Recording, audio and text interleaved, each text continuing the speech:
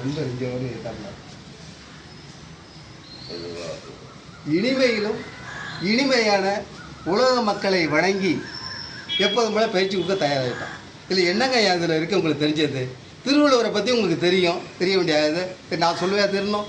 ஆமாம், அந்த வகையில் அவரை பற்றி ஒரு செகண்ட் சொல்ல விரும்புகிறேன். தமிழ் எழுத்துக்களால் உருவாக்கப்பட்ட திருவள்ளுவர் கோவைக்கு அருகில் பொள்ளாச்சி என்ற ஊரில் அவரை கண்டு கழியுங்கள், மனம் சந்தோஷம் அடையுங்கள்.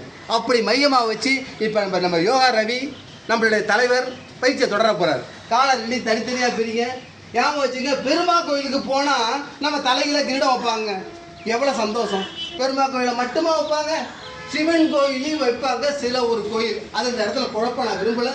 மறுபடி பார்த்துக்கோம். பயிற்சிக்கு செல்லுங்க நண்பா. மன சந்தோஷத்தோட மக்களுக்கு வணக்கத்தை தெரிவித்து ஆரம்பிங்க, அதான் முக்கியம். இப்போ என்ன செய்றீங்க, 2 காலம் 4 காலம் ஆக்குங்க. 2 கால் கையை காலாக்கணும். அப்படியே கொண்டு உச்சந்தலையை பூமியில் கொண்டு வச்சு சுவாசத்தை 2 உதலும் ஒட்டியிருக்கணும். சுவாசத்தை கவனிக்கணும். சூப்பராக செய்றீங்க. முதல்ல நீங்கள் பயிற்சி எடுத்தோட பகுரமாக இருக்குது. இதில் உங்கள் கால் மூச்சை என்ன செய்றீங்க, லேசாக கொஞ்சம் நிமிருங்க. ஆமாம், மூச்சை கவனிங்க. இப்போ என்ன நடக்கும்னா, இந்த பயிற்சியில் யார் ஒருத்தவங்க செய்கிறாங்களோ வாழ்நாள் ஃபுல்லாக தலைவலியே வராதுங்க. இதான் உண்மைங்க. நான் உணர்ந்துருக்கேன், வேறு ஒன்றும் கிடையாது. ஆனால் ஆரம்ப ஸ்டேஜ் 10 செய்யணும் விஷயம் இருக்குது, விவரம் ஆகிடும். அளவுக்கு மீறினால் அமிர்தம் நஞ்சு. இப்போ முடிந்தால் நண்பா தலைவரே, உங்கள் கையால் காலை பிடிக்கிறதுக்கு முயற்சி பண்ணுங்க. முடியாத படம் வேண்டாம். இப்போ உள்ள சுவாசத்தை உள்ளே இழுத்து வெளியே விடுங்க நண்பா. அப்படியே நண்பருடைய இந்த முகத்தை இந்த இடத்துல காட்டுறதுக்கு முயற்சி பண்ணுங்க. இப்போ இதில் தியானமும் கலந்துருக்குங்க இந்த பயிற்சியில். அதாங்க உண்மை. இப்போ பாருங்க, நெத்தியில் குங்குமம் போட்டு கீழேருந்து மேலே போயிட்டுது. நல்லா கவனிக்கணும்.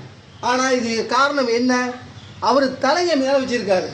போதும், இது 10 எண்ணிக்கை சொல்ல டைம் 10ல் அருமையாக செஞ்சு முடிச்சு. இது ஆசனத்தினுடைய பேர் கிரீடாசனம். இது எத்தனை வயசானாலும் செய்யலாம். இது இந்த ஆசனத்தினுடைய இது நம்ம இந்த ஆசனத்திலே சொல்லுவாங்க,